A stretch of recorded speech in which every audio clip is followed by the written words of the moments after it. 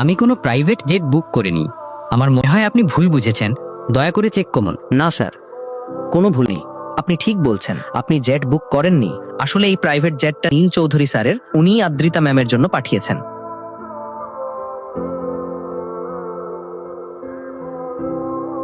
সাধারণ দেখতে নীল এখন লাক্সারি ব্র্যান্ডের স্যুট আর বুট পরে ঘুরছে। সিকিউরিটির সঙ্গে কেমন করে আসছে সে? সুপ্রভাত স্যার।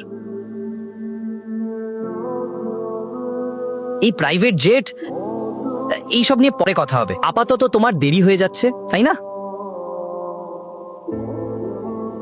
ধন্যবাদ, তুমি আমার সম্মান আর আমার কোম্পানি দুটোকেই বাঁচিয়ে দিলে। যেতেই আরাম করে বসে বসে ঝগড়া করতে পারো।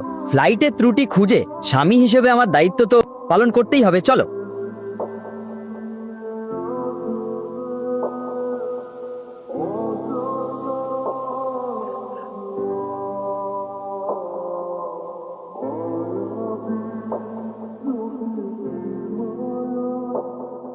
সবাই এই গরিব নীলকে নীল চৌধুরী স্যার বলে ডাকছিল কেন?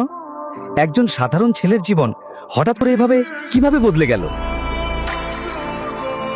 যে স্বামীকে তুমি সবসময় গরিব বলে বকাবকি করতে, সেই স্বামীর অ্যাকাউন্ট ব্যালেন্স দেখে তোমার মুখ খোলা রইল কেন?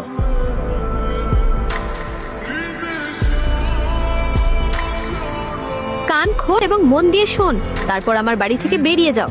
যদি তুমি আমার ড্রাইভার হও আর আমার স্বামী না হও, তাহলে আমি যা বলবো তার উত্তর হবে ইয়েস ম্যাম, নো ম্যাম, ব্যাস। বুঝেছি।